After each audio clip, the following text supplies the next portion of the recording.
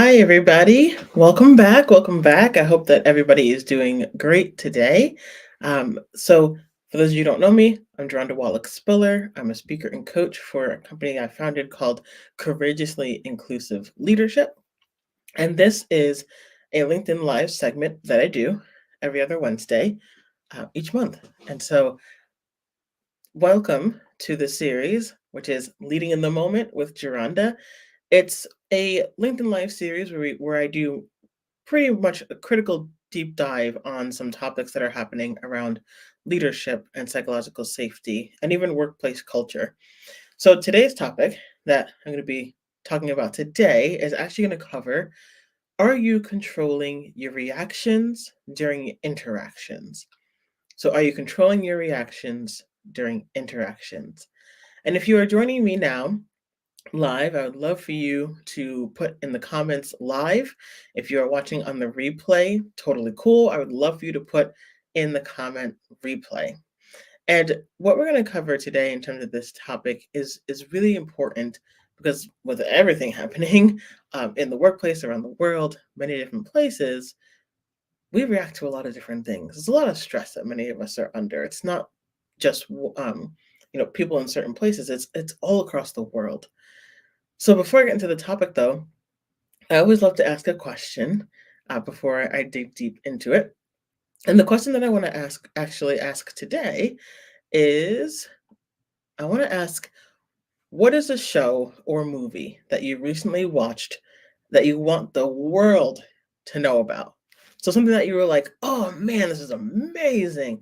I really need everyone to know about this. What is that movie or show? For me, I don't know if I shared this already, but it's still it messed me up. Uh, a show that I watched recently with my wife Michelle was Doctor Death, and it was eye opening and it was traumatic. It was like trigger warning. Honestly, there's some blood a little bit. I won't give away too much of the plot, but malpractice is pretty prevalent in across many hospitals with many surgeons and many doctors. And it specifically focuses on two doctors that are doing some really sketchy, shady stuff. And it really will open your eyes to ways that you may want to look a little deeper into who's going to do your surgery or who's going to be your doctor. So yeah, still messes me up to this day because there's some parts in there you're like, no way is this real, and it is actually based on true stories. So I need the world to know about that. I need the world to watch Doctor Death. I think it's on I want to say Amazon Prime and Peacock. I think we watched it on Peacock, but whew, that show definitely got to watch it. Definitely have to watch it. Um, okay, let's get into the topic before I get too into that and give away too much information. So again, the topic that we're going to talk about today is, are you controlling your reactions during interactions? And why this topic is important is the way that we react in any given situation, whether it's a meeting, whether it's a conversation with somebody, even outside of the workplace, uh, the way that we react is going to impact the connection or ability for that other person to feel comfortable with us. And this is really important in the workplace as well, because when you are not able to speak out or speak up, and you feel uncomfortable with how somebody reacts to you, it's going to limit your ability to want to continue to do that. So, how can we as leaders really take note into how we react to people?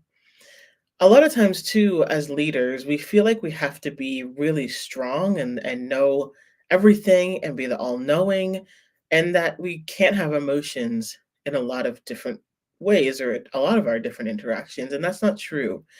We are also human. And so we're going to have emotional responses to things that happen at work, especially if there's a lot happening personally, or there's just a lot of stress or expectations that are generally put on you.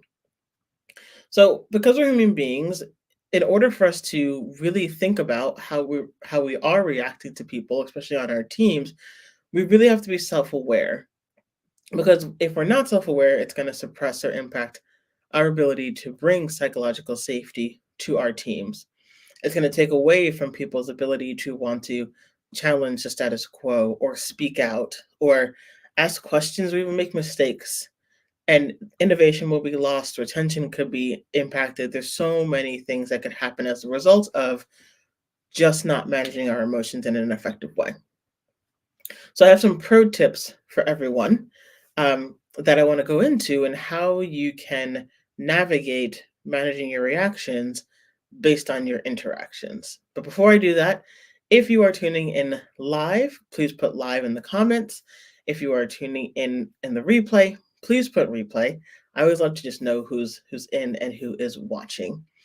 Okay, so some pro tips that I want to share with the group about this topic is how do we control our emotions when oftentimes if somebody's pushing back on us as a leader, we could feel attacked or we could feel like we disagree, and the way that we approach it may not be the best.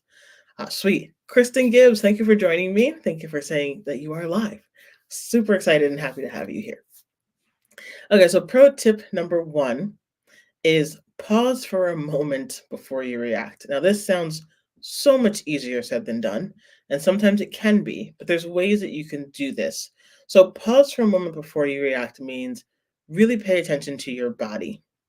If I'm feeling defensive, or if I feel like I'm being attacked, or someone said something to me that makes me uncomfortable, I know for myself I'm going to start getting shaky and sweaty, especially sweaty, and my heart's going to start racing. So really recognize, are you shaky? Are you sweaty? Is your heart racing? Are your muscles tensing? Are your teeth clenching? Like what is happening in your body? And pause. It's actually okay to pause before you react to what somebody said. Somebody may not agree with an approach you want to take to a project. That's okay. But pause for a second and then breathe and reflect. So that helps to relax a lot of that tension that's in your body when you take a deep breath for a moment and then you relax. And choose a constructive reaction. Once you've paused, once you've started to breathe a little bit and reflect, and that what that looks like in terms of choosing constructive reactions is asking follow-up questions out of curiosity, like, tell me more about that. Can you elaborate on what you mean by that? That's a much better response than, no, that's not going to work. I don't know why you brought that up. So, really getting into how your body is reacting is super important. So, pausing for a moment before you react. Pro tip number two is label your emotions. This can also be hard because nobody wants to be vulnerable and say, like, I'm super anxious right now, or I'm just really pissed off, or I don't think this is going to work and I just don't know how to express this. Whatever that is, label your emotions. It's okay. It actually helps you take back control by labeling your emotions and trying to attach your emotions to words. So, words can be anxious, frustrated, angry, upset, whatever those words are. And this is going to sound interesting and different, but print yourself out a list of emotions to have at your desk for you to refer to so that you at least have something to go off of because it can be really hard to label how we're feeling and in a clear, concise way. So that's really going to be helpful to acknowledge your emotions and also acknowledge them without judgment. Don't feel bad or judge yourself for feeling a certain way. Don't feel bad or judge yourself for being upset or frustrated or angry, but just label whatever that is. That could be labeling it just for yourself, or if you want to be honest with other people and say, listen, I'm just really frustrated. This is what I want to share. And then breathe. Deep breath in, deep breath out.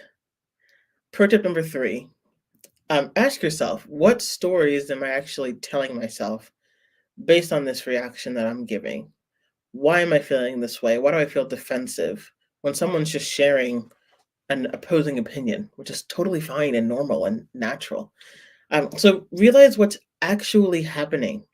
What is this person saying? Always assume that there's actually more information and data that you need to collect to have more of a fact-based explanation to something, or for someone's explanation to make sense to you in a way that's not attacking you or making you feel defensive.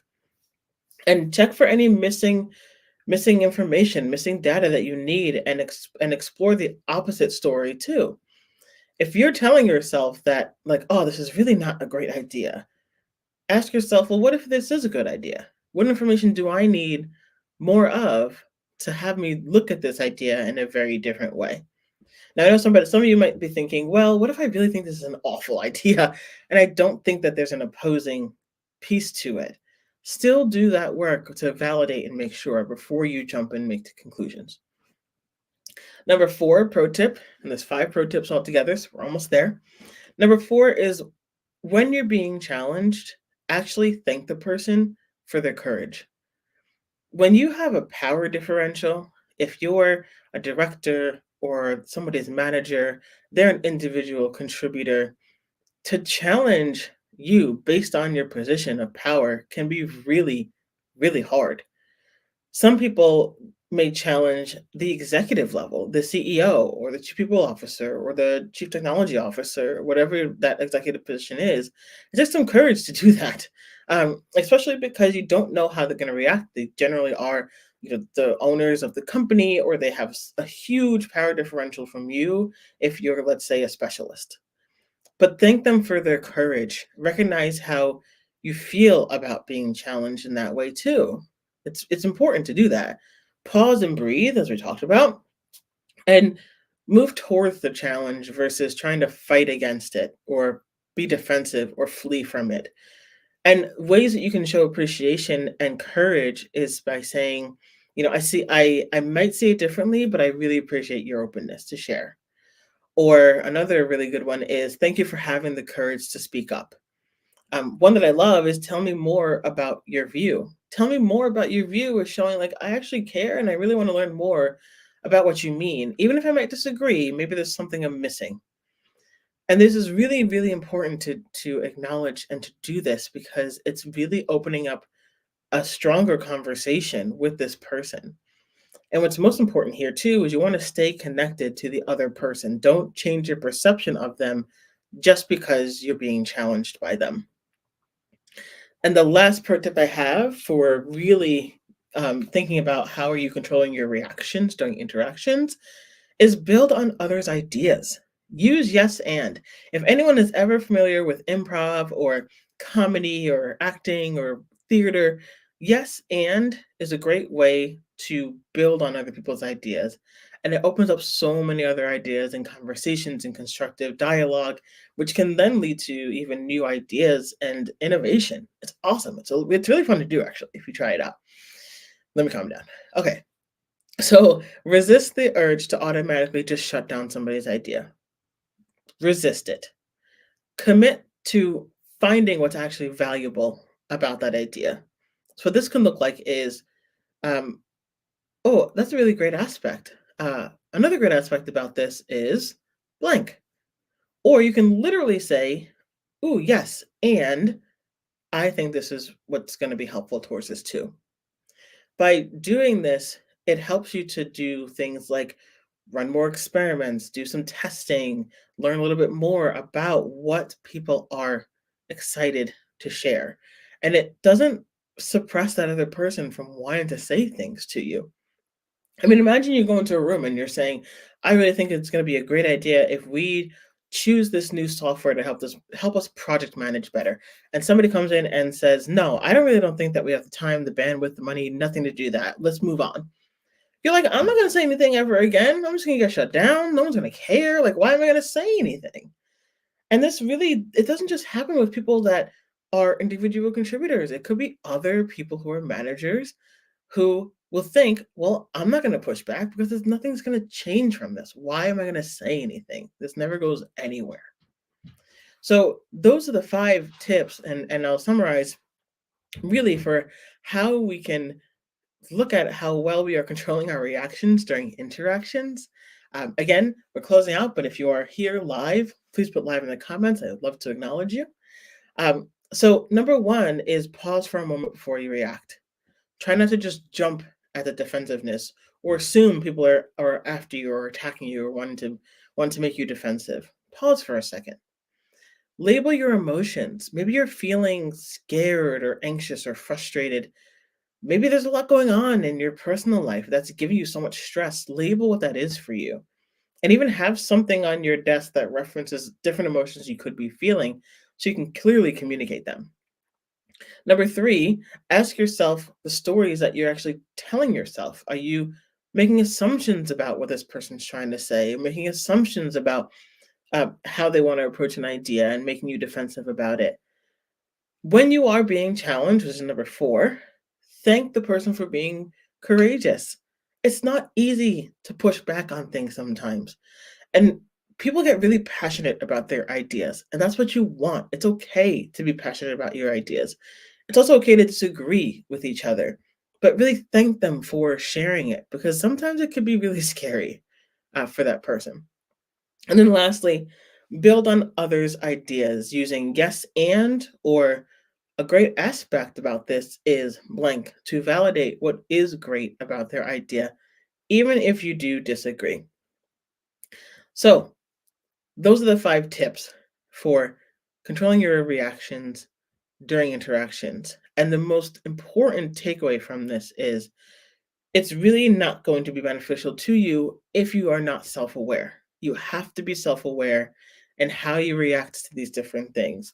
What is making you react to these different interactions? People pushing back on you, people disagreeing with you. Do you get, you might be a hypersensitive person and it makes you a little bit emotional. That's okay. It's okay. So, as leaders, we have to remember we're human. We have to reflect on these things. And it's really, really important that we are self aware to build psychologically safe spaces because what you do not want to happen is have your team not want to speak up, not want to share their ideas, not want to collaborate and be innovative. That's the last thing you want. Or people to feel like they don't fit in or they're just anything that they say is going to be just not taken seriously and they either leave potentially or they want to go to another team or they completely shut down. That's what you do not want. It's okay to live your emotions. So, thank you all so much for joining. The next Leading in the Moment is going to be happening on February 7th. And it's a Wednesday, 2 o'clock p.m. Pacific, 5 p.m. Eastern. And the really exciting announcement that I want to share with all of you is that I have a lineup of really amazing guests that are going to join me on this live. People who are from different backgrounds, who've experienced psychological safety differently, who maybe navigate not psychological safety differently, and have just amazing perspectives. Now, I know you're all like love to see me every single, every other week and see my face, but I think it's great to have other people and perspectives. So it's going to be just a natural flowing dialogue where we are going to uncover a lot of these different topics for psychological safety and even just having conversation with a lot of these different experts, I've learned so much from them. So I'm even more pumped to have people on my live with me. So February 7th is going to be the first guest I'm going to have on Leading in the Moment. I won't share their information or their name yet. It will be posted out there. So a little cliffhanger. But this individual it's going to be a good time. I had a really great conversation with this person. And they are going to give their perspective on psychological safety. And we'll have a specific topic and we'll just kind of hang and chat. So look out for that on February 7th. And I will also be sharing, when I share the replay to this, my newsletter. So every month I will be putting out a newsletter with tips, tricks, pro tips, also just different events that are happening, updates, and resources that could be helpful to all of you. So I want to thank you so much for joining me today. I hope you all have a great, fantastic evening. Thank you so much for joining. And until next time, I'll see you soon. Bye, everybody.